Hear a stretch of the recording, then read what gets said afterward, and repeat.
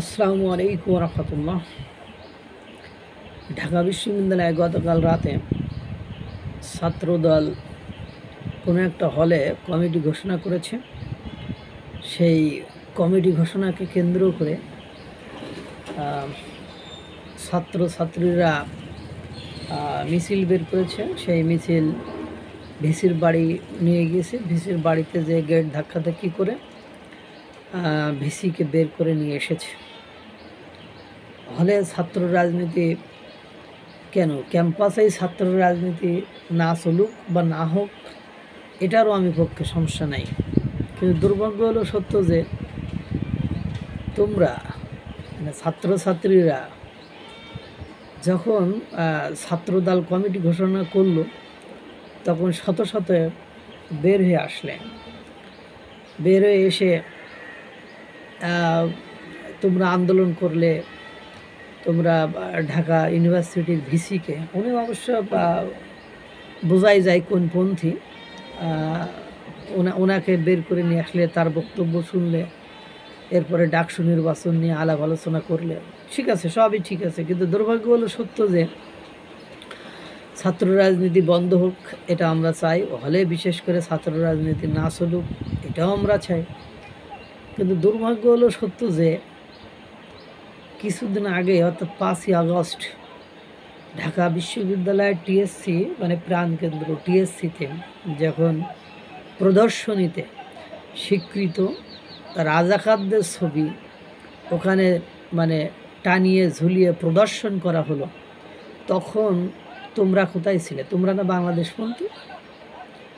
মানে এনারা যে রাজাকার ছিল এটা তো স্বীকৃত, যে সাখা চৌধুরী, আলী হোসেন আল মুজাহিদ, তারপরে আপনার গোলাম আজম নিজামী তার নিজের বইয়ে তো লিখেইছেন। আর গোলাম আজম নিজামীর পাকিস্তান থেকে পরবর্তীতে ফিরে এসে যে বক্তৃতা দান, সেটাও তো বাংলাদেশের ইউটিউবে আপনি সার্চ করেই দেখতে পাবেন। সুতরাং নিজের বইতে লিখেছেন, আবার পাকিস্তান থেকে ফিরে এসে নিজে স্টার্টআপ মানে বক্তৃতা দিয়েছেন একটা মাঠে।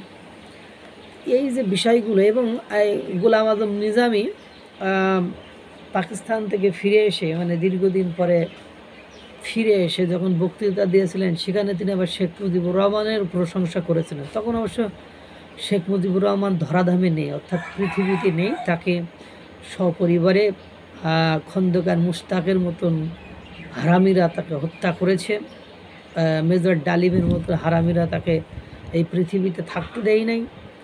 তো এই স্বীকৃত রাজাকারদের ছবি যখন টিএসসিতে প্রদর্শনী করা হয়, তখন এই ভিসি মহোদয়, এই প্রক্টর, এরা কিছু জানে না। এটা তো সকাল থেকে হয়। তো সকাল থেকে কি ওখানে মানে এমন কোনো কর্তৃপক্ষ থাকে না যে যারা এই বিষয়টা তাদেরকে অবগত করেনি? যখন বামপন্থীরা যে মানে আন্দোলন করলো, তখন তোপের মুখে সেখান থেকে সেগুলো নামানো হলো।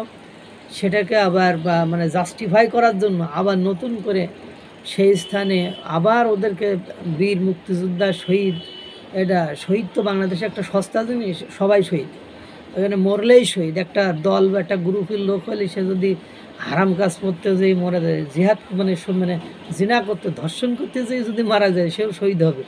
এমন একটা বাংলাদেশে আমরা আছি।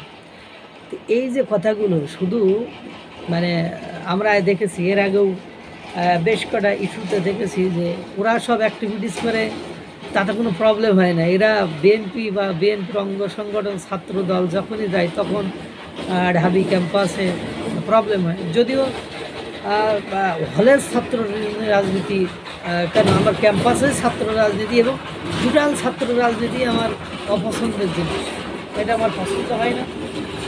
এগুলো মানে কোনো মানে হয় না। এই ছাত্ররা রাজনীতি করলে কেন্দ্রের সাথে গেলে করুক। একটাই দল মানে বিএনপি, একটাই দল জামাত, একটাই দল আওয়ামী লীগ, সে আওয়ামী লীগ করবে। ওইসব ওই যে ছাত্ররা রাজনীতি আলাদা করে করতে হবে, এইটা করেই তো ছাত্রদেরকে নষ্ট করা হচ্ছে। এগুলো পরিবর্তন হওয়া উচিত, যে শুধুমাত্র সুবিধার্থে, নিজেদের সুবিধার্থে মানে যেগুলো দরকার সেগুলো করবা। এখন দেশের সুবিধার্থে যেটা করার দরকার সেটা তো করলাম না। এইগুলো আমরা ধান্দাবাজি বুঝতেছি। এগুলো একটা মহল, একটা সিস্টেম করে করছে, এটাও বুঝতেছে। এটা থেকে নিজেদেরকে বের করে নিয়ে এসে একটা সুস্থ স্বাভাবিক ধারায় চলা উচিত। আল্লাহ তাআলা সকলকে ভালো রাখুক, সুস্থ রাখুক। আসসালামু আলাইকুম ওয়া রাহমাতুল্লাহ।